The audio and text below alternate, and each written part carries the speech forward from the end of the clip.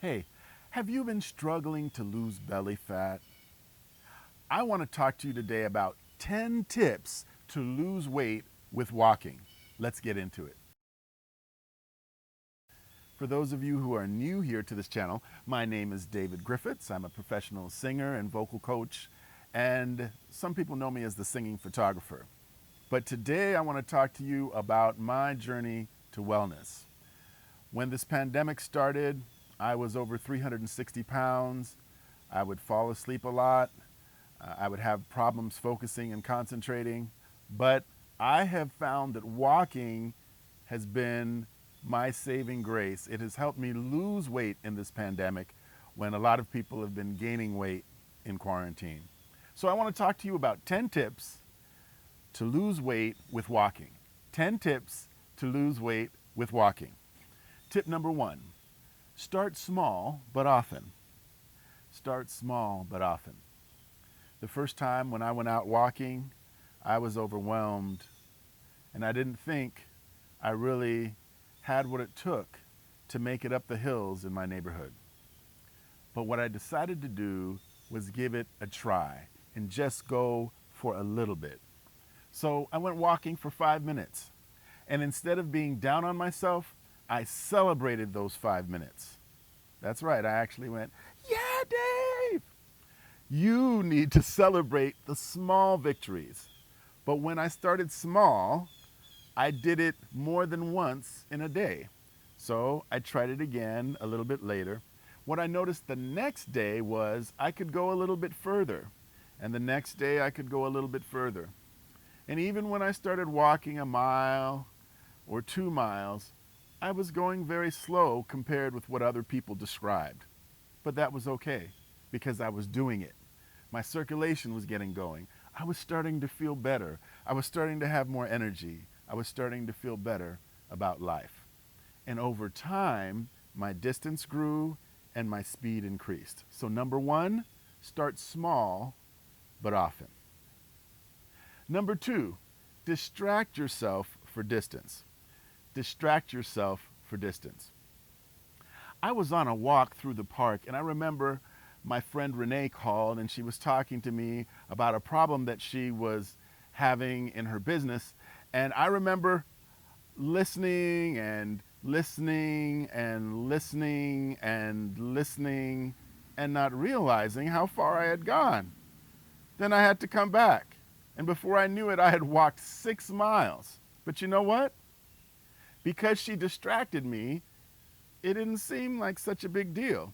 I often get bored and I need distraction when I'm walking. And so I'll walk in different places, but I'll now bring headphones so I can listen to books on tape. I can listen to things that will help me in my life. And then I'll have different kinds of books on tapes. Some will be about spiritual development. Some will be about inspiration. David Goggins has a book called Can't Hurt Me, one of the most inspirational books that I've ever read. I listen to those books and it doesn't seem like I've been out walking for such a long time. So number 2 is distract yourself for distance. Number 3, combine with intermittent fasting. Combine with intermittent fasting. I have been using intermittent fasting for the past 6 months, and I wouldn't have believed that just this one thing would have been so beneficial. I now start eating at 10 a.m. and I stop eating for the day at 6 p.m. A lot of the time when we go to bed and we've just eaten, we put on a lot of weight. But not only that, it can cause us to not sleep well. And so now I feel much better after I sleep, and even after I exercise, I'm not gaining weight by eating late at night. So, combine with intermittent fasting. For those of you who aren't familiar with intermittent fasting, that's when you eat between a specific window of time. So I have chosen to eat between 10 a.m. and 6 p.m. which means I'm 8 hours on and 16 hours off. That gives my digestive system time to rest. That also ends up limiting the amount of calories that I consume. And your body gets used to it. After a while, you don't get hungry after 6 p.m. If I do, I'll drink something, right? So ideally, I'll drink some water, I'll drink some unsweetened tea. Occasionally, I might drink some kombucha, but try to establish a pattern. Some people choose a 10-hour on window. So let's say you start the day eating at 9 and you stop eating at 7 p.m. Whichever window works best for you, just stick to it and see how your body reacts to it. All right, number 4, eat to avoid injury. Eat to avoid injury. I remember a couple years back when I was just getting into teaching in the public school system. I remember I had been a long-term sub and I was looking at getting another placement, and I went to the gym and I rode the exercise bike hard for an hour because I was going to get in shape. The rest of the day I was okay, but the next morning I literally could not walk. Inflammation in the joints can be crippling. And the things that you eat can affect how readily you have inflammation. So, eat to avoid injury. Don't eat foods that are known to cause inflammation. The processed foods, the sugary foods. We know to avoid the fatty and sugary and processed foods, even though they're very addictive. But there's also the fact that they cause more inflammation, which then hurts us when we're exercising and we want to really perform well. So, number 4, eat to avoid injury. Get rid of that inflammation. Number 5, get help for your feet. Number 5, get help for your feet. I remember my feet used to hurt all the time, and they would swell, and I couldn't understand what was going on. And I remember hearing about a place called the Good Feet store. So I went to the Good Feet store, and they examined my feet, and they recommended these orthotics to put in my shoes, and those have made a world of difference. So now my feet aren't swelling at the end of the day, and my hip, my joints don't hurt in the same way that they used to.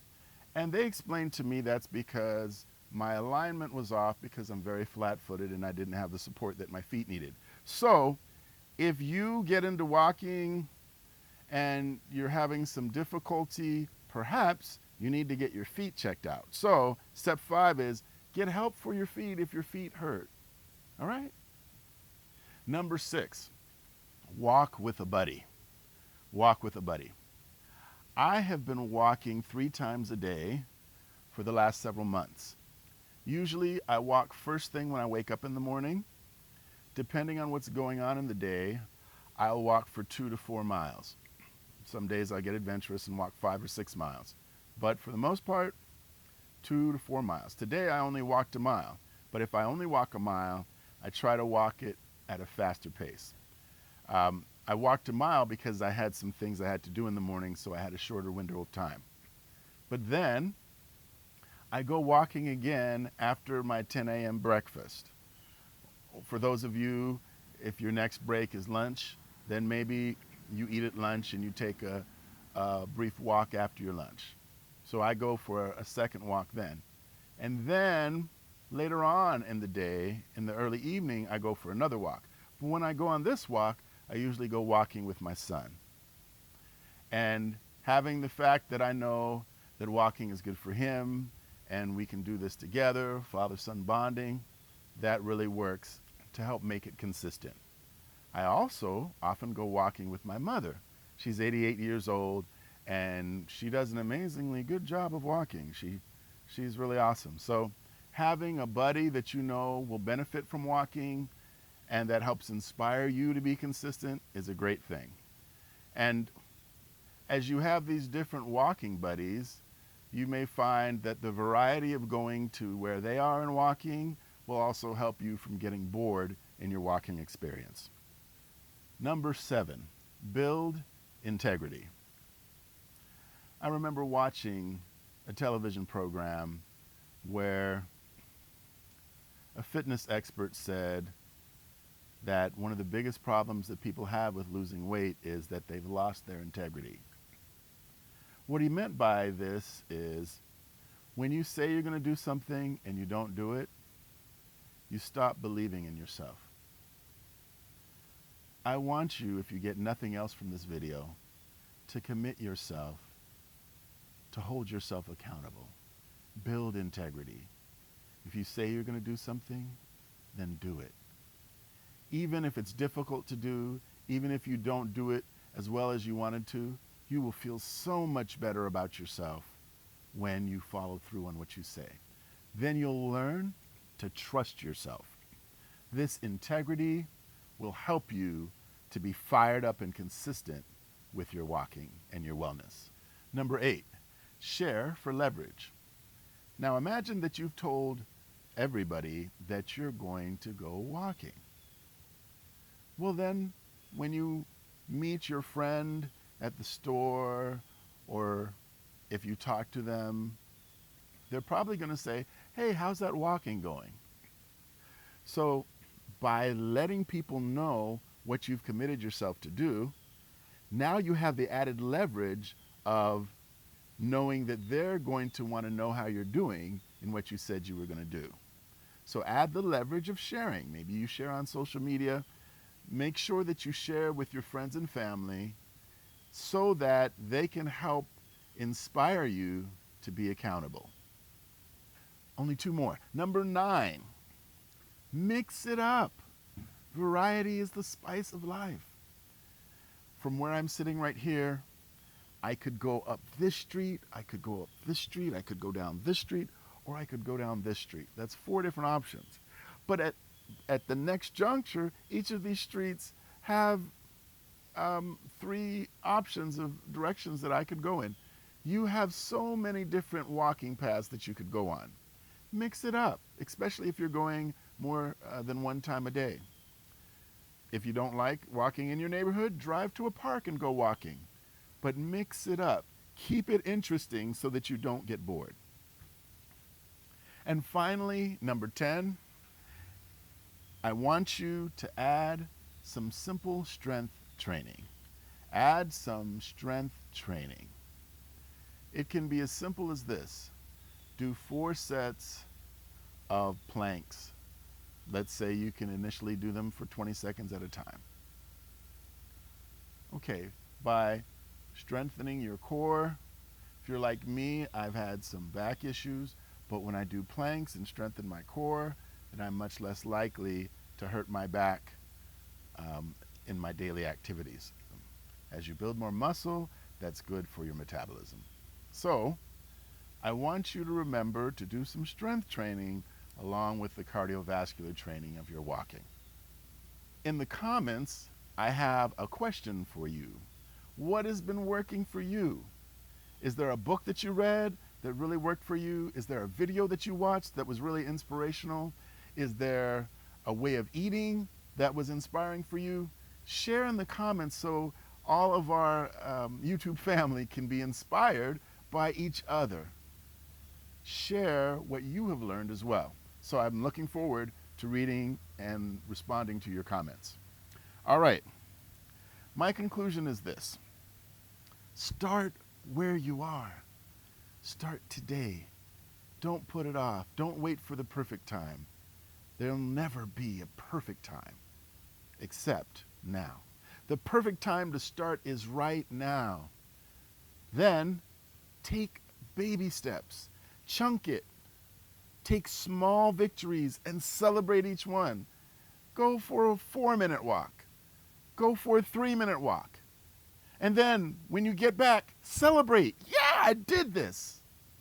and then do it again. Do it 2 times. Do it 3 times. Do it 4 times in a day. Start where you are, celebrate the small victories, and then also watch and read inspiring stories from other people's lives. I mentioned earlier that I have been listening to David Goggins' book, Can't Hurt Me, and it has inspired me. It has inspired me. It has inspired me to no end, because he wanted to be an uncommon man among uncommon men. And so he challenged himself. He held himself accountable, and he did things that no one else has ever done. Why? Because he was someone who looked beyond, and instead of saying why he couldn't, he said, let's figure out how I can. So, read and watch inspiring stories. And finally, give yourself challenges. Give yourself challenges. I remember hearing people talk about, it's important to have 10,000 steps a day. Really? Well, what's 10,000 steps? Is that a mile, 2 miles? Well, maybe it's about 5 miles. But at the time, I didn't know. And then I saw on my phone that it was counting steps for me, and I figured, oh, wow, well, let's check this out. Let's see how many steps I've been getting. Okay, maybe I could get up to 10,000. I didn't at first, but I took small steps and many small steps until it got easier. And then I started averaging 10,000 steps a day for weeks at a time. If you have a setback, if you get an injury, that's okay. That's part of the process. Expect it. Don't let it discourage you. Expect there's going to be problems that come up. That's all right. They're going to come up, you're going to recover, and then you're going to start taking small steps. But this time, when you take the small steps, you're going to recover much faster, you're going to accelerate much faster, and then all of a sudden, you're going to be doing even more than you were doing before. So, I hope these 10 steps have been helpful, including my concluding remarks. If you need inspiration, I invite you to join me every day. I sing a song. It's a program called Morning Worship, and I have a prayer because I want to help everyone start off the day right, start off inspired. So if you'd like to join me, please check us out at 8:30 a.m. here on YouTube. So I'm David Griffiths, and I love you, God loves you more, and I look forward to seeing you on the next video. Oh, I forgot. I think I'm supposed to tell you to like, subscribe, and hit that bell. Yeah, okay, I got that. All right. Bye for now. Have a great day.